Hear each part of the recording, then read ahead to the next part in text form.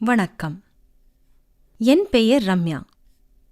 நான் Google web ecosystem consulting குழுவில் நிர்வாகப் பொறுப்பில் இருக்கின்றேன்.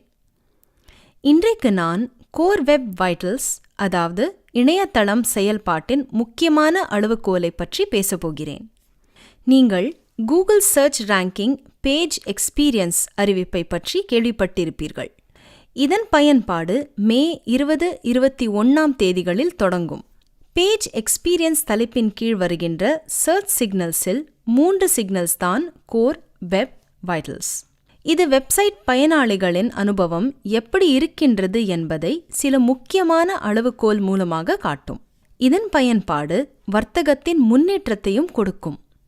லட்சக்கணக்கான இணையதளங்கள் சோதித்து பார்த்தோம். கோர் வெப் வைட்டல்ஸ் இலக்கு எட்டிய இணையதளங்களில் பயனாளிகள் சைட்டை விட்டு விலகி செல்வதற்கான வாய்ப்பு 24% குறைவு என்பதை கண்டுபிடிக்கப்பட்டுள்ளது. கோர் வெப் வைட்டல்ஸ்னா என்ன? இணையதளம் வேகமாக செயல்படுகின்றதா? நம்ம இன்டராக்ட் பண்ணும் பொழுது உடனே மறுமொழி கிடைக்கின்றதா? பொருள் ஸ்திரமாக இருக்கின்றதா? இந்த 3 கேள்விக்கு பதிலான அளவுகோல்தான் core web vitals.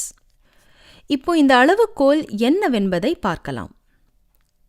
Largest contentful paint, LCP, first input delay, FID மற்றும் கியூமுலேட்டிவ் லேஅவுட் ஷிஃப்ட், CLS. இதுதான் இந்த 3 கோர் வெப் வைட்டல்ஸ் அளவுகோல்.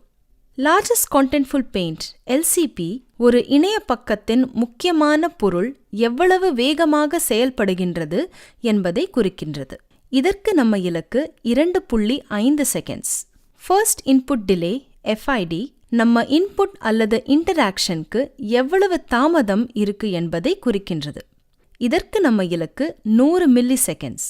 அதாவது 100 மில்லி செகண்ட்ஸ்க்குள்ள நம்ம இன்டராக்ஷனுக்கு பதில் கிடைக்க வேண்டும்.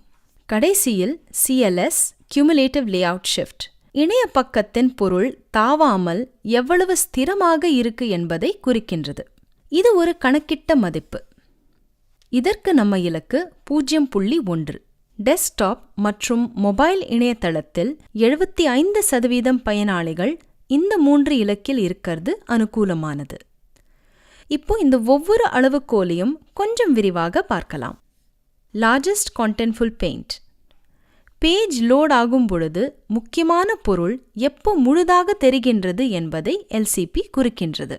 இந்த ஃபிலிம் ஸ்ட்ரிப்பில் முதல் வண்ணப்பொருள் வருவது ஃபர்ஸ்ட் கான்டென்ட்ஃபுல் பெயிண்ட், அதாவது FCP-ஐ குறிக்கும். கடைசியில் அந்த படிமம் தெரிவது LCP-ஐ குறிக்கும். First input delay.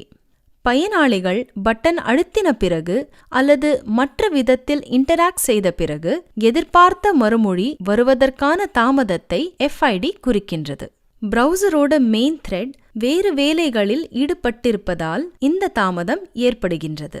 இதை நீங்கள் தொடக்கத்தில் சோதிப்பதற்கு TBT, அதாவது டோட்டல் பிளாக்கிங் டைம் என்கிற அளவுகோலை பயன்படுத்தலாம். மெயின் த்ரெட்டோட பயன்பாடு எந்த அளவு பாதிக்கப்பட்டிருக்கின்றது என்பதை TBT குறிக்கும். Cumulative layout shift.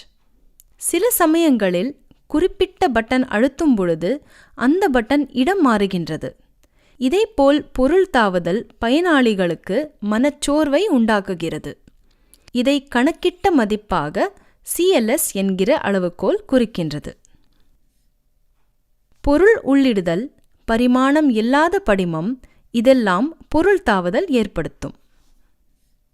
LCP, FID மற்றும் CLS இந்த 3 அளவுகோலை அனுகூலமாக்குவதற்கு web.dev சைட்டுக்கு போகலாம்.